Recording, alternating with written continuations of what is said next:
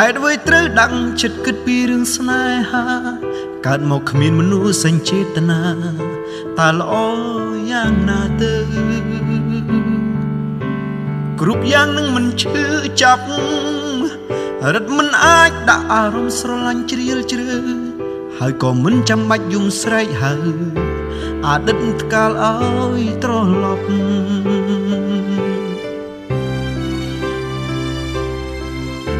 មនុស្សស្មោះមានប៉ុន្មានអ្នកមិនដេចខ្ញុំឆ្វាក់តែស្រីចិត្តកាកៃឃើញខ្ញុំស្លូតរឹតបានដៃបដូរស្នេហ៍ពី3ឡើងដល់10ស្រីស្មងលើលោកនេះមានម្នាក់សម្រាប់ខ្ញុំឬអត់បើមានសុំស្គាល់មុខផងតើបានទេខ្ញុំចង់ភ្ជាប់និស្ស័យ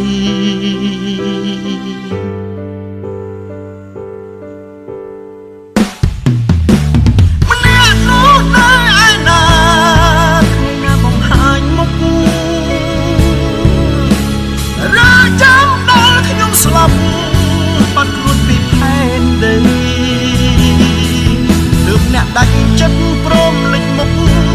ឬចាំដល់ជាតិថ្មីតើបាត់ប្រយោជន៍អីបើខ្ញុំត្រូវការអ្នកជាតិនឹងចាំមនុស្សមិនស្គាល់មុខបំពេញនៃជីវិតដល់ហត់ក៏ខូចចិត្តតែចាក់ដោតដល់ចឹងសង្ឃឹមថាគេអាចកែខៃបណ្ដោះរសជាតិមួយនឹងទៅជាស្នាមញញឹមមិនមែនស្នាមឈឺចាប់ដូចពេលស្គាល់អ្នកមុនឡើ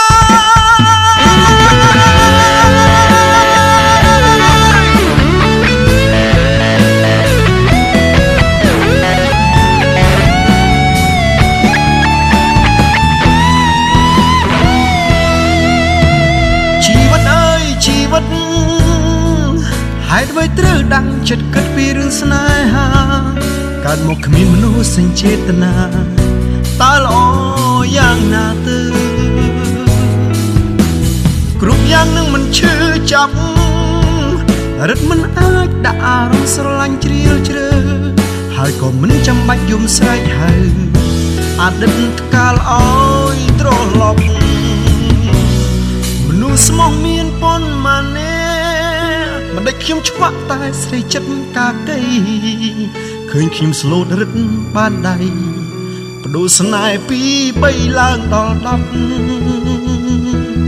ស្រីស្មងលើលោកនេះមានម្នាក់សម្រាប់ខ្ញុំឬអត់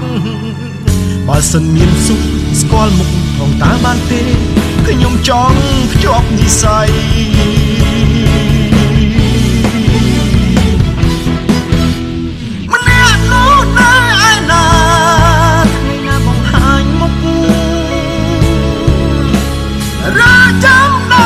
ស្លាប់បាត់ខ្លួនពីផែនដីទើបអ្នកដាច់ចិត្តព្រមលេចមុខឬចាំដល់ជាតិថ្មីតើបាត់ប្រយោជន៍អីបើខ្ញុំត្រូវការអ្នកជាតិនឹងចាំមនុស្សមិនស្គាល់មុខបំពេញនៃជីវិតដល់ហត់ក៏ខូចចិត្តតែចាក់ដោតដល់ចឹងសង្ឃឹមថាគេអាចកែខៃបណ្ដោះរសជាតិមួយនឹងទៅជាស្នាមញញឹមមិនមែនស្នាមឈឺចាប់នោះទេ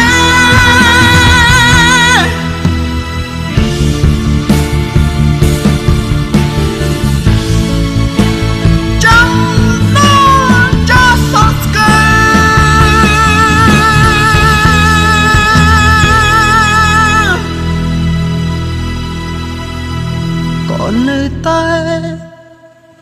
ពេញចិត្តចា